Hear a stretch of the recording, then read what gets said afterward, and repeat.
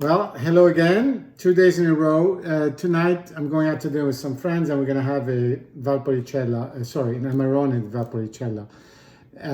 This is interesting because, we know we've been going out to all these dinners at restaurants, not all these dinners, but once every couple of weeks. And we take some wine with us, which has become our favorite thing to do, and finding really restaurants that let you do that. And so they take a corkage fee, which really allows you to bring the wine that you want, enjoy it with your friends, and then get much more variety because you're picking from your own cellar than having to stick with whatever cellar they may have. And of course, you're saving money also. In any case, this one was left over from a previous dinner, so we're going to have it tonight. Don't know much about it. Somebody had brought it, but this is an Amarone. So it's from a Veneto, northern Italy region. The grape is Corvina, pretty much, I think, pretty much exclusively for Amarone, by a house called Montresor. This was used to be, it was a French family that came to the region. We're talking a couple hundred years ago, but their coat of arms goes back to, the 1600s or something like that. They started making wine and evolved with the times and making Amarone and making Amarone Classico, and they make some Valpolicella, which we're not going to get into right now. And this is it has its own name. So it's Capital della Crosara, which apparently is the region is an intersection in Valpolicella, which is a town in the Veneto, that they end up buying all the grapes from. So now it's become like a monopole for them. It's called right here. They say Monopolio Montresor. And it's a Amarone Classico. Now, the one thing about Amarone that we need to know is the way it's made is you pick the wine, the grapes, the Corvina, in the beginning of October, and you dry the grapes. You don't just, make the wine right away. You dry the grapes for months. Sometimes it takes 120 days. It used to take when it was all being done naturally. And then you start making the wine and you age it. So by the time you've dried the grape, they've become a lot more grapes, a lot more concentrated. They've lost up to 35% of their weight and their volume. The skin has had a much more of an impact on the grape itself because, the skin itself doesn't really dry. It's what's inside. And so the ratio changes. So it really makes for this very high alcohol wine, we're talking 15, 16, 16.5%. And it makes for a different taste, and we're going to explore this together. Now, the desiccated grapes, sometimes the skin from the desiccated grapes are used again to make what's called ripasso. So it's an even more intense kind of wine. But again, we're not going to talk about this right now.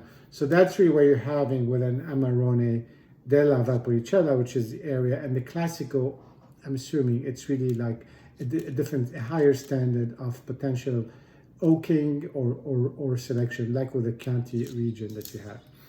Anyway, I'm just stealing a tiny little bit before dinner so we can have this video together. Often, the funny thing with the Amarone that I found is the color is actually less intense than what you would think on a normal wine. And that's kind of counterintuitive maybe, but it is the case. It's lighter, it's a little browner, and it's just very clear, but that could be with the way the wine is made. But in any case, it's not as dark as you would think.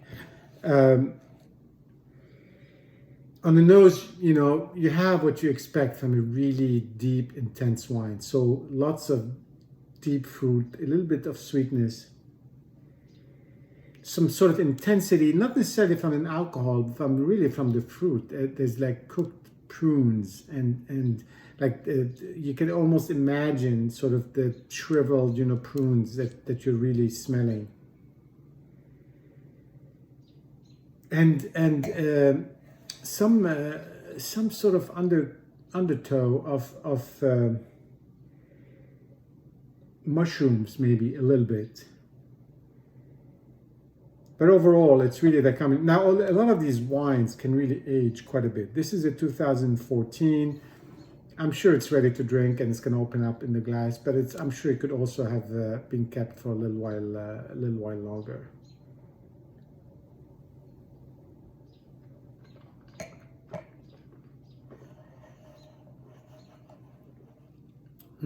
boy, it's really not open at all yet. It's really tastes like pretty much like a fruit liqueur. So very high alcohol, lots of fruit, but it's almost overwhelmed by the alcohol, and sort of a sweet viscosity that coats your mouth after the wine is gone, and it stays with you. So it's got a lot of length in the mouth, and you kind of wonder how it's going to evolve. But I'm, you know, again, I've had Amarones before. It's something you need to sort of, you know, develop taste for, because it's very alcoholic. It's got that intensity and the fruitiness, and it's almost doesn't taste like grapes. It almost tastes like it's made from some other fruit, but it's just got, you know, the richness, intensity, the knowledge that this is something special, and the, you know, we're thinking about the process that went into it. And now some of that drying is done in an industrial way, just to kind of can maintain the quality and avoid botrytis and some of the other things. But still, it's just really something unique to that region. It's developed its own brand, and it's some of the amazing Amarones and Valparicellas are really, really very good, and they can be very, very expensive because, as you can imagine, you're really dealing with a shrinking sort of product as it dries up. Anyway, just wanted to have a quick one on this. Cheers, and see you soon.